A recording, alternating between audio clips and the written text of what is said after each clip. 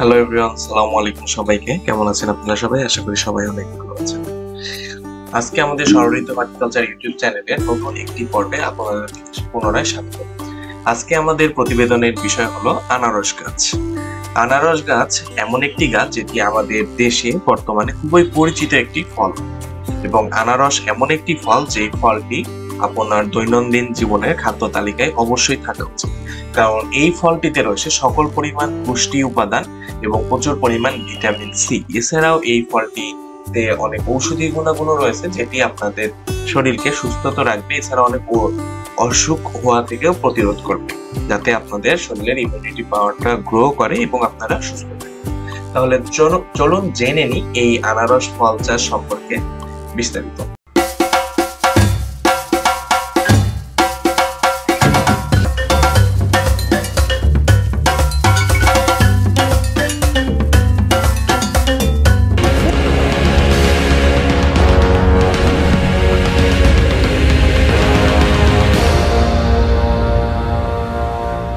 আনারস গাছ, প্রথমে আমাদের সেই গাছের পরিচয় জানা উচিত।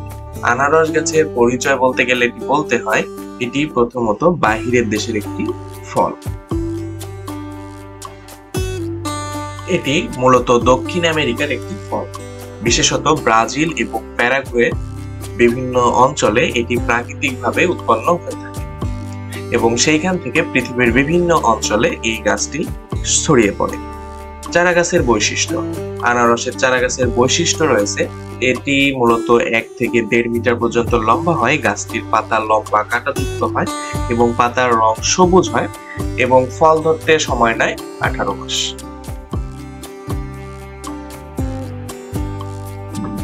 পাতার প্রান্তে কাঁটা থাকে, এবং এইটির জন্য এই গাছটি সচরাচর একটু সাবধানে নাড়াচাড়া করতে হয়। আনারস গাছ লাগানোর নির্দিষ্ট সময় রয়েছে, যেই সময়ে এই গাছটি লাগালে সেই গাছটি সুন্দরভাবে বেড়ে ওঠে এবং সঠিক ফল প্রদান করে। আনারস গাছ লাগানোর সঠিক সময় হচ্ছে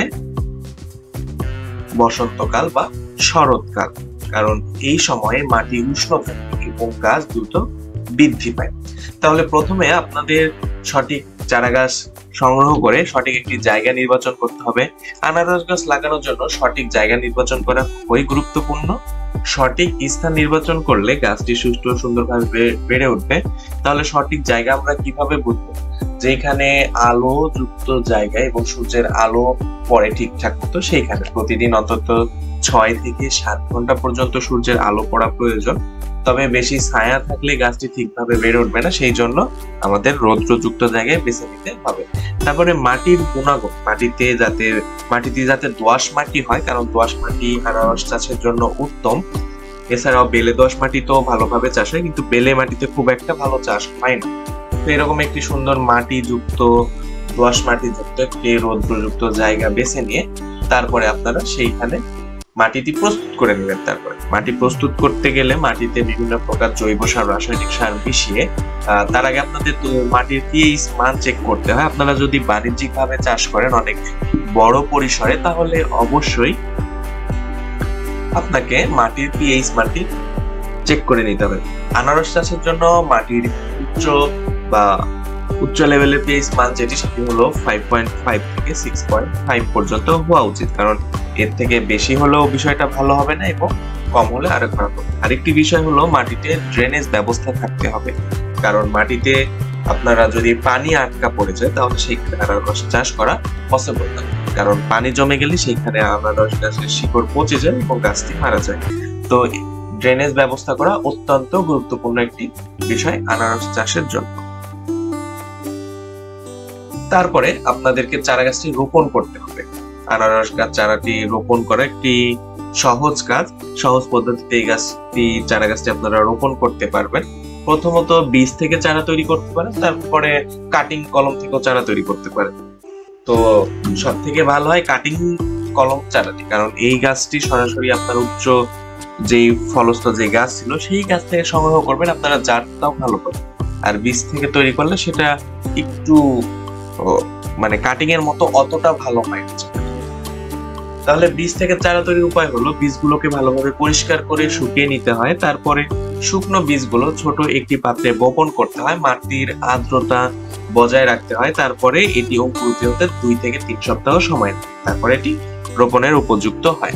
আর কাটিং চারা তৈরির বিষয় হলো একটি সুস্থ আনারস গাছের উপরের অংশটি কেটে নিতে হয়, কাটা অংশটি 2 থেকে 3 দিন শুকিয়ে নিতে হয়। শুকনো কাটিং চারাটি মাটিতে রোপণ করতে হয়, তাহলে মাটির আর্দ্রতা যদি ঠিকঠাক থাকে 2 থেকে 3 সপ্তাহের মতোই লাগে এই চারাটি গজাতে। আনারসের চারা গাছের সঠিক বৃদ্ধি ও ফলের জন্য মাটির সেচ ব্যবস্থা অত্যন্ত গুরুত্বপূর্ণ। আনারস গাছটি রোপণের পর সেইখানে নিয়মিত একটু সেচ প্রদান করতে হয় এবং পানি যাতে কমও না হয় বেশিও না হয়, এজন্য একটু নিয়মিত পানি দিতে হয়। আনারস গাছের চারা গাছে নিয়মিত পানি দেওয়া অত্যন্ত জরুরি, কারণ চারা গাছের মাটির আর্দ্রতা বজায় রাখতে সপ্তাহে একবার পানি দেওয়া অত্যন্ত উচিত। আর প্রথম অবস্থায় তো 2 বেলা করে পানি দেওয়া উচিত, সকালে বিকালে।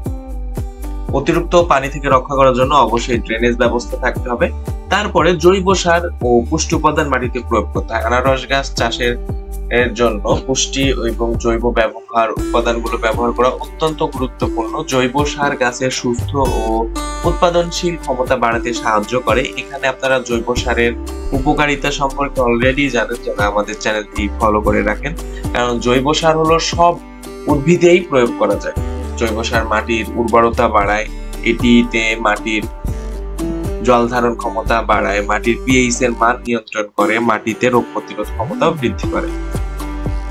এছাড়াও আপনার কিছু রাসায়নিক সার প্রয়োজন পড়তে পারে, যেমন ফসফরাস, পটাশিয়াম, ক্যালসিয়াম। এগুলো গাছের গঠন বৃদ্ধি করতে সাহায্য করে, শিকড় মজবুত করতে সাহায্য করে এবং ডালপালা ফুল ফল গজাতেও সাহায্য করে।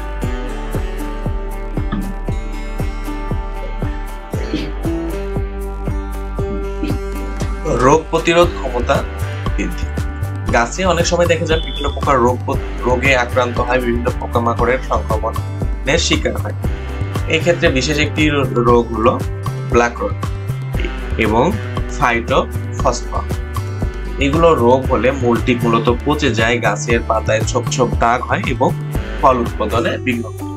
তো এই ক্ষেত্রে আমাদের বিভিন্ন স্প্রে আছে, বিভিন্ন কীটনাশক আছে, যেগুলো প্রয়োগ করলে সেই অবস্থা থেকে মুক্তি পাওয়া যায়। গাছের যত্ন ও পরিচর্যা করতে হয় নিয়মিত। আনারস গাছের সুস্থ রাখার জন্য নিয়মিত যত্ন নেওয়া খুবই প্রয়োজন। সঠিক যত্নের ফলে গাছটি ভালোভাবে বেড়ে উঠবে এবং উচ্চ ফলনশীল ভাবে ফল প্রদান করবে। নিয়মিত পরিদর্শন করতে হয়, নিয়মিত পাতা শাখা ছাঁটাই করতে হয়, ফলের যেই হরমোনাল ব্যবহারগুলো আছে সেগুলোর দিকে খেয়াল রাখতে হয়, যেমন বৃদ্ধি হরমোন সরাসরি গাছের শেকড়ে প্রয়োগ করতে হয়, হরমোনাল ব্যবহারগুলো নিয়মিত পানি দিতে হয়, সঠিক মাত্রায় হরমোন ব্যবহার নিশ্চিত করে। এই সবগুলো অনেক প্রয়োজনীয় একটি কাজ। এবং সঠিক সময়ে ফল সংগ্রহ, ফল পাকা না হলে সংগ্রহ করা যাবে না, ফল পাকলে তারপরে ফলটি সংগ্রহ করতে হয়, না হলে গাছেরও ক্ষতি। ফল গাছের সংগ্রহের পরও পরিচর্যা করতে হয়।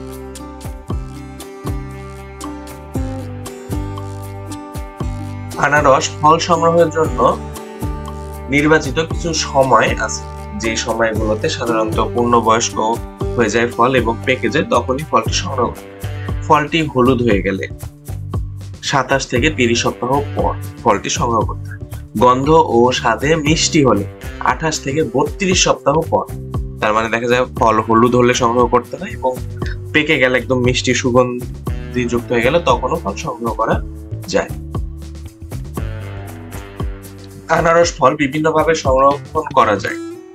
আনারস ফল ঠান্ডাযুক্ত স্থানে রেখে পলিথিন দিয়ে মুড়িয়ে বা ফ্রিজজাতকরণ করে অনেকদিন সংরক্ষণ করা যায়। আনারস গাছের পুনরোপণ, যেই গাছ থেকে আনারস সংগ্রহ করা যায় সেইখান থেকে আনারস আবার পুনরায় রোপণও করা যায়। সেই গাছটি কাটিং করে সুন্দর করে যত্ন করে রেখে দিলে এটি থেকে পরে রোপণ করে নতুন গাছ উৎপাদন করা সম্ভব। এখন আমরা কথা বলবো আনারস গাছের উপকারিতা। আনারস একটি সুস্থ ও পুষ্টিকর ফল। এর মধ্যে রয়েছে অসাধারণ কিছু স্বাস্থ্য উপকারিতা। আনারসের পুষ্টিগুণ বলে শেষ করার মতো নয়। এটিতে রয়েছে ক্যালসিয়াম। প্রতি 100 গ্রাম আনারসে রয়েছে ক্যালসিয়াম 50 ক্যালোরি এবং হাইড্রোজেন আছে 13 গ্রাম, প্রোটিন আছে 0.5 গ্রাম, ভিটামিন সি আছে 47 মিলিগ্রাম এবং ফাইবার আছে 1.4 গ্রাম। এছাড়া অন্যান্য উপাদান তো আছে। আনারস গাছের বাণিজ্যিকভাবে চাষ করে সফল হয়েছে এরকম মানুষের বর্তমান সমাজে অভাব নেই, কারণ আনারস গাছ অল্প খরচে উৎপাদন করা সম্ভব এবং বাজারজাতকরণ করা সম্ভব এবং এটি রয়েছে উচ্চ দাম। সকল ফলের থেকে আনারস সবসময় একটু বেশি দামে বিক্রি হয়। প্রতিটি আনারস 50 থেকে 100 টাকা এবং তার থেকে বেশি দরেও বিক্রি হয়। তাই আপনারা চাইলে এটি বাণিজ্যিকভাবেও চাষ করতে পারেন। বর্তমানে কিছু নতুন নতুন আনারসের জাত হয়েছে, জাত আবিষ্কৃত হয়েছে, যেমন MD2, এটি অনেক মিষ্টি, রসালো এবং রপ্তানি উপযুক্ত একটি ফল। MD2 এবং 50-50 যে চারা গাছটি আছে সেটি আপনারা সচরাচর পেয়ে যাবেন। এটি উচ্চ ফলনশীল এবং রোগ প্রতিরোধী একটি গাছ। এবং জয়ন্তী, বড় আকারের এবং মিষ্টি আনারস যেটি বাজারে আমরা দেখতে পাই সেটি হলো জয়ন্তী আনারস। তো এই তিনটি আনারস বাণিজ্যিকভাবে চাষ করার জন্য খুবই উপযুক্ত। তো বাণিজ্যিকভাবে চাষ করে এটি আপনারা চাইলে বিদেশেও রপ্তানি করতে পারেন, কারণ এটি বিদেশে রপ্তানি করার জন্য অনেক সুব্যবস্থা আছে এবং এটি বাহিরের দেশে অনেক প্রচলিত একটি ফল। আনারস রপ্তানি করে প্রতি বছর মাসিক আয় করা সম্ভব, যেমন যুক্তরাষ্ট্রে রপ্তানি করে $5,000 এবং যুক্তরাজ্যে রপ্তানি করে $3,000 এবং জাপানে রপ্তানি করে $2,000 একটি চাষির পক্ষে আয় করা সম্ভব। তাহলে ভাবুন আপনারা বাণিজ্যিকভাবে এটি চাষ করলে কতটা লাভবান হবে।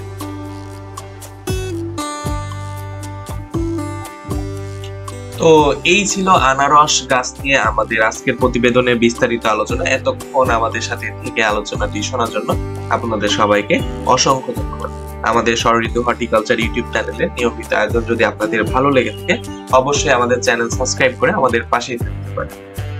আমরা চেষ্টা করি পৃথিবীকে আরেকটু সবুজময় করতে সাহায্য করতে এবং প্রতিটি গাছ সম্পর্কে সঠিক বৈজ্ঞানিক ইনফরমেশন প্রোভাইড করে আপনাদেরকে একটু সাহায্য করতে। ভালো থাকবেন, সুস্থ থাকবেন। সালাম।